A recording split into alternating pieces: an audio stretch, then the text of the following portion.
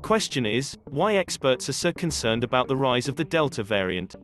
The Delta variant is spreading globally.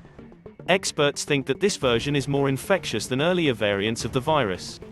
While some vaccinated people have developed COVID-19 from the Delta variant, they appear to have less severe symptoms than unvaccinated people.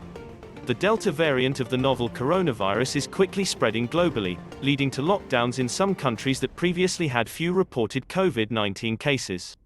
This variant, first identified in India, is said to be even more contagious than the British variant, now known as Alpha.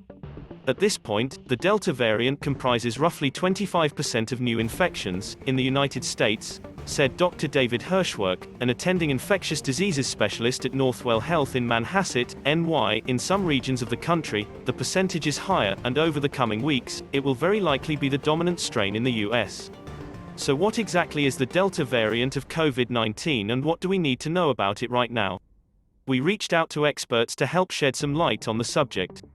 What is the Delta variant? The Delta variant is a version of the coronavirus that has been found in more than 80 countries since it first was detected in India.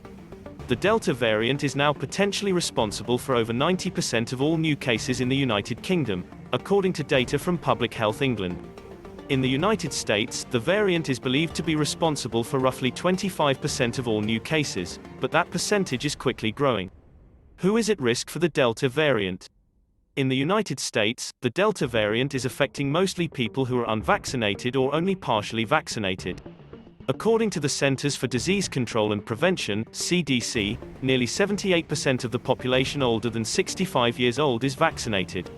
Since many older people and those with underlying conditions are already vaccinated, the virus is spreading predominantly among those who are not, patients in their 20s, 30s, and 40s who are either unvaccinated or partially vaccinated. It is extraordinarily contagious, said Dr. William Schaffner, professor of preventive medicine and health policy, Division of Infectious Diseases, Vanderbilt University School of Medicine in Tennessee. Given that it is so very contagious, remember, the virus' only job is to infect someone else so it can keep reproducing. Here in Nashville, essentially 90% of people hospitalized today are unvaccinated or incompletely vaccinated. What is the Delta Plus variant? If you've heard of the Delta variant, chances are you've likely heard of the Delta Plus variant. It is the latest version of the coronavirus, announced by Indian health officials in late June.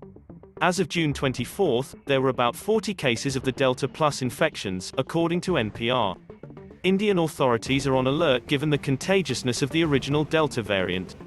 The mutations don't seem to be great enough for there to be any significant distinction between the Delta variant and the Delta Plus.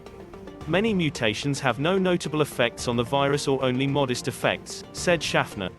So it would appear that this Delta Plus variant is interesting to the virologists, but with no substantial immediate public health implications because it does not appear more contagious or more severe than Delta itself. The Delta variants and vaccines. Do fully vaccinated people have to worry about the Delta and Delta Plus variants? News out of Israel may suggest yes. Still, it is important to note it's not confirmed whether these breakthrough patients are fully or partially vaccinated. According to the Wall Street Journal, about half of new COVID-19 cases were vaccinated people in Israel.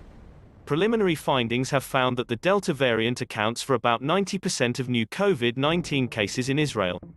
According to a Public Health England study published in May, a single dose of either AstraZeneca, not currently approved in the United States, or Pfizer's vaccines reduced the risk of developing symptoms due to the Delta variant by 33%. After 2 doses, the Pfizer-BioNTech vaccine was 88% effective against symptomatic disease from the Delta variant. The tragedy is that the vaccines work. Essentially every hospitalization, death, or admission to the intensive care unit is preventable if people would get vaccinated. And we have plenty of it, said Schaffner. If we look at the age distribution among people now becoming infected and winding up in the hospital, they are much younger than they were initially. That is because so many older people are vaccinated. The unvaccinated part of our population is concentrated in the young adult age group. Are there other risks associated with the Delta and Delta Plus variants?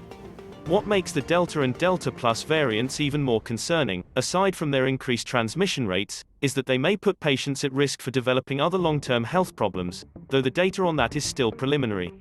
The question is not only is it more contagious, but might it produce more severe diseases?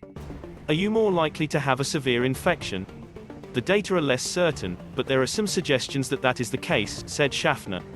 Overwhelmingly, the hard data shows that getting vaccinated is still the most reliable way to avoid acquiring or transmitting any strain of COVID-19, the Delta variants included. The current vaccines are effective at providing protection against the Delta variant, added Hirschwerk. There will continue to be some breakthrough infections in people who are vaccinated, regardless of the strain. However, it remains the case that in vaccinated individuals who have breakthrough infections, the symptoms are very mild or the patients are asymptomatic and only detected by screening. He added that of all individuals admitted to hospitals in the past month with COVID-19, less than 1% were fully vaccinated. Please stay safe in your homes and follow COVID-19 precautions. See you in next video.